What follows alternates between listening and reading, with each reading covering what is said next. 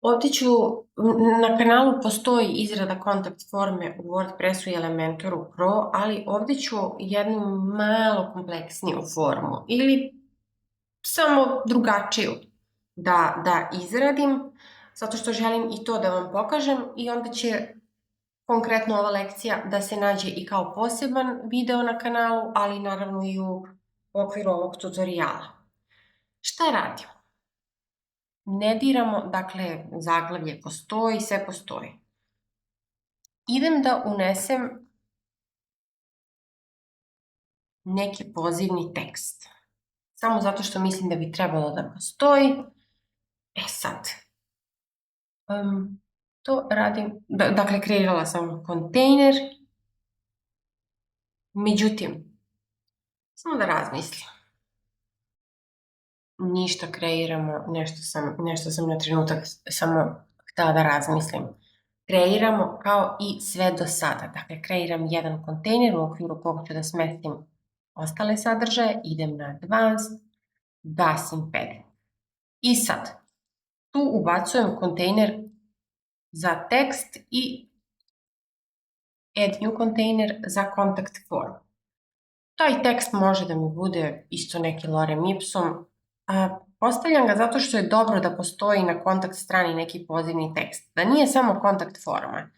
Treba ljude neki put malo ohrabriti, pa hvala na interesovanju da stupimo u kontakt, budite slobodni da nam se obratite u vezi sa čim god hoćete, a što je u vezi sa poslom, jel? Pa idem da ubacim prvo ovde tekst, taj neki pozivni, paste tekst obavezno, uvek, tako, idem na style, centriram i zadajem ovu donju negativnu marginu, -20. Dobro, publish. Idem na kontakt stranu da vidim da li je to sve kako zamišljam. Jeste. Sada ću da izradim nešto malo drugačiju kontakt formu od one koja već postoji na kanalu. Prvo ću ovaj kontejner ispod prvo ću da zadam veći razmak između ova dva kontejnera. Molim vas, obratite pažnju na koji način pravim prostor između elemenata. Šta sada želim? Želim, pratite linije na ekranu, ovaj i ovaj kontejner da razdvojim. To ne radim tako što kliknem u jedan od njih pa mu stavim donju marginu 20.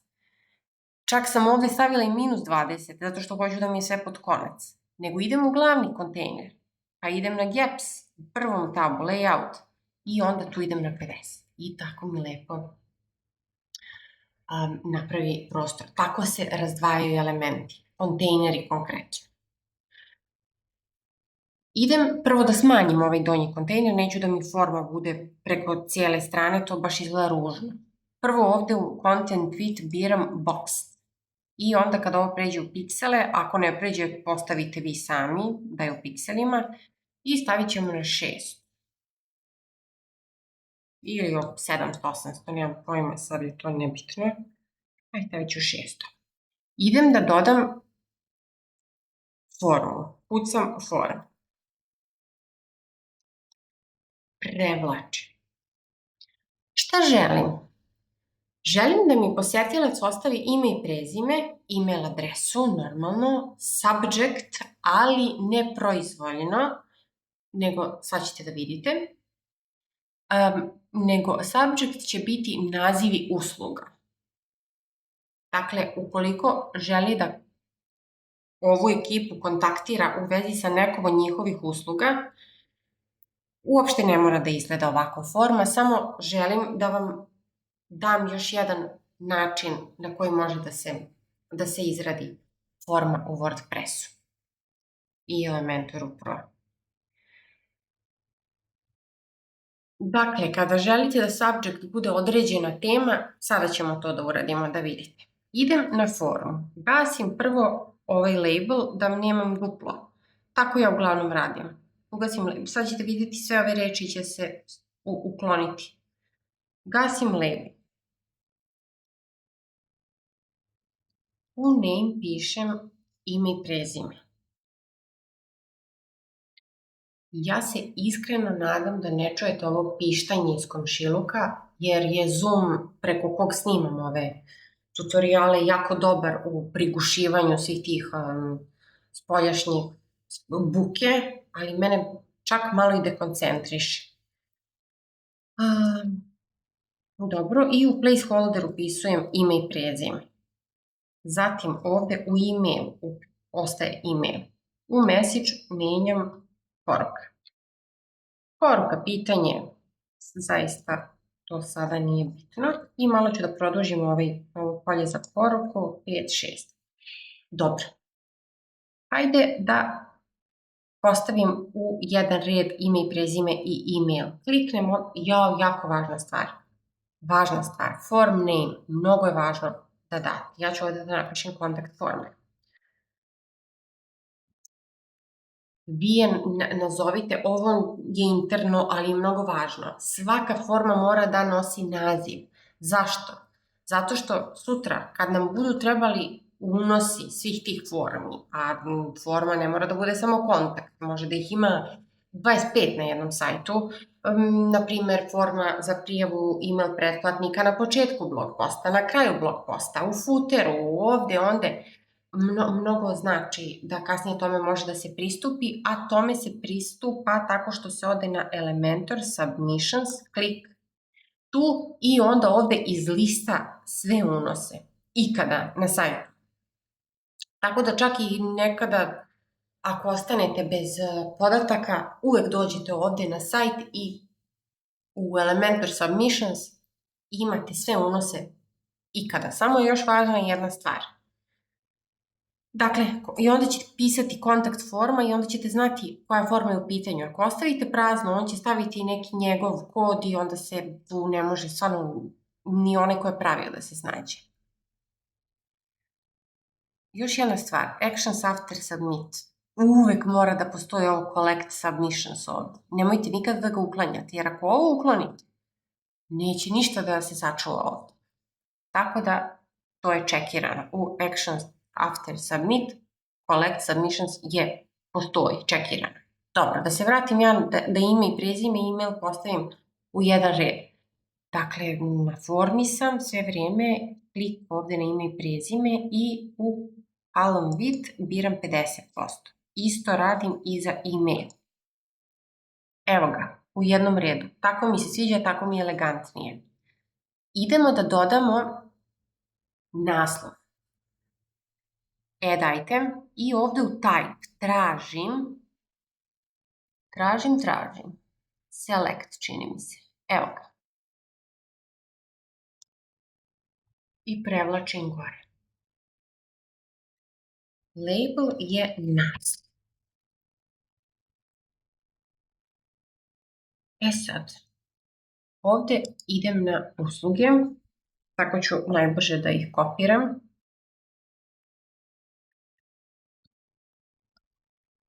A sad ovde upisujem opcije.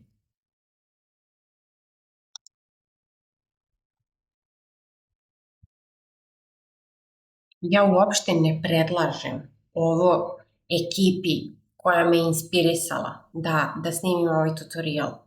Dakle, ukoliko nema smisla za vaš posao, nemojte ovo da radite. Ja samo želim da pokažem još jedan način kreiranja forme. Ajde, odmah ću da sačuvam ovo da vidite o čemu se radi.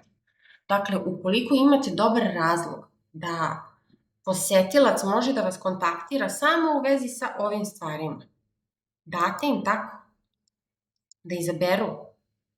Ja ne kažem da je ovo najbolje rešenje za virtualne asistente, ali negdje će da znači. Važno je da znate i ovaj način izrade kontakt form. Dobro. Ajde da ubacim još ove 4.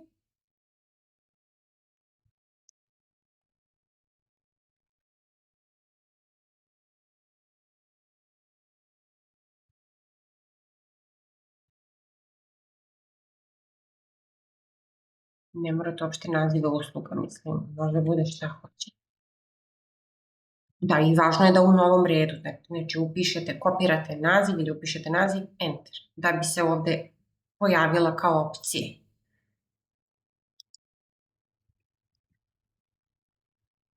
i dodat ću enter drugo ili ostalo.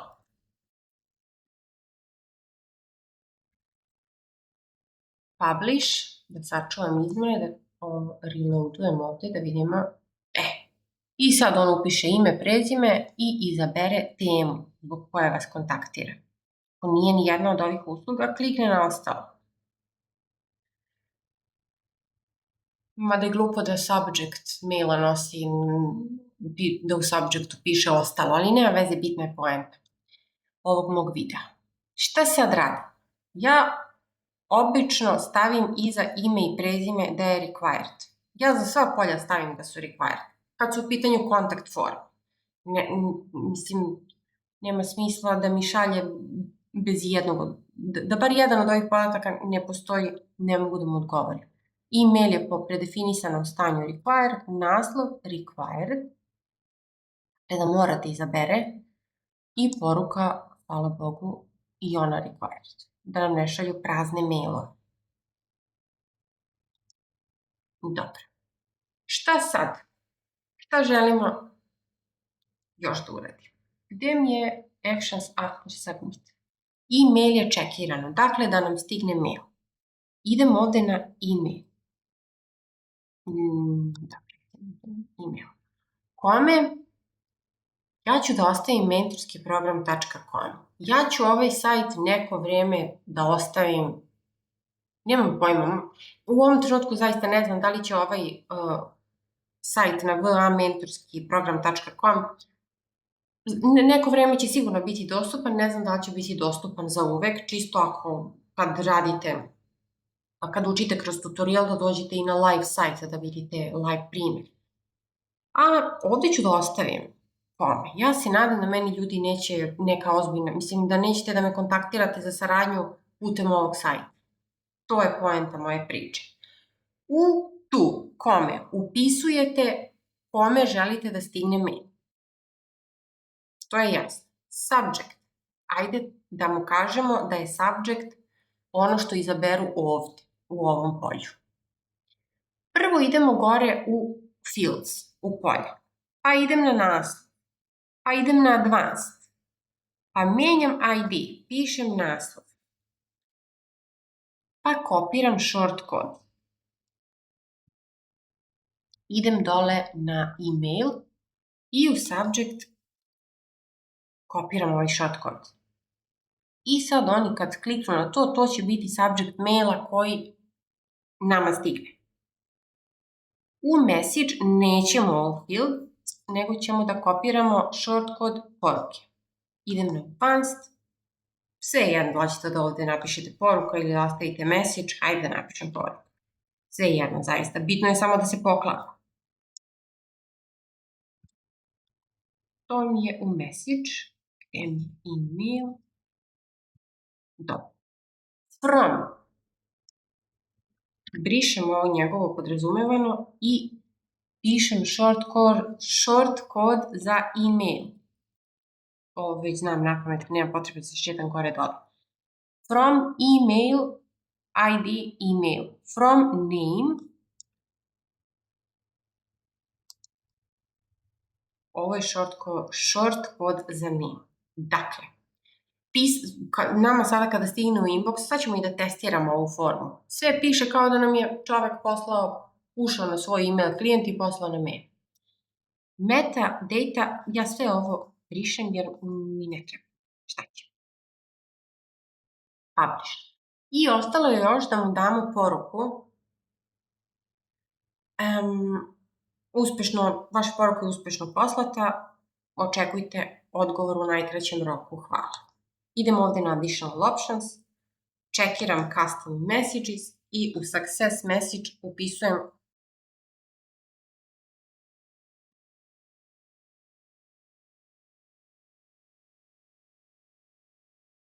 očekujte naš odgovor u najkraćem roku. Napišite ovde šta god želite. Idem na publish. Dobro. Da li sam sve? Ajde još ovo naziv na dugmetu da promenim. Buttons, dugme, pošalji. Ukoliko želite da menjate dizajn ove forme. Idete ovde na style i menjate kako vam se menja. Čuvam i sada ću par puta da reloadujem, da budem sigurna da je usvojio ove izmene. I ajde za svaki slučaj idem i ovako. Ajde sad da testiramo mi ovu našu formu, da otvorim i e-mail sanduče.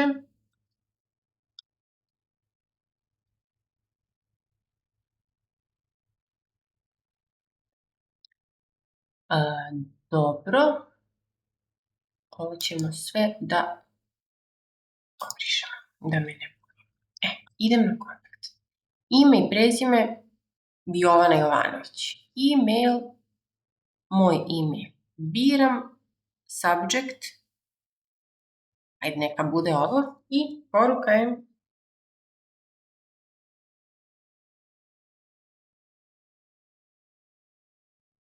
pošalji. Vaša poruka je uspešno poslata. Samo da vidimo da li jeste uspešno poslata. Evo ga. Jovana Jovanović, upravljanje i automatizacija e-mailova. To nam je subject. I testiramo kontakt formu. Sada kad ja pritisnem reply, on odgovara na mail koji je upisan u kontakt formi. Superiška.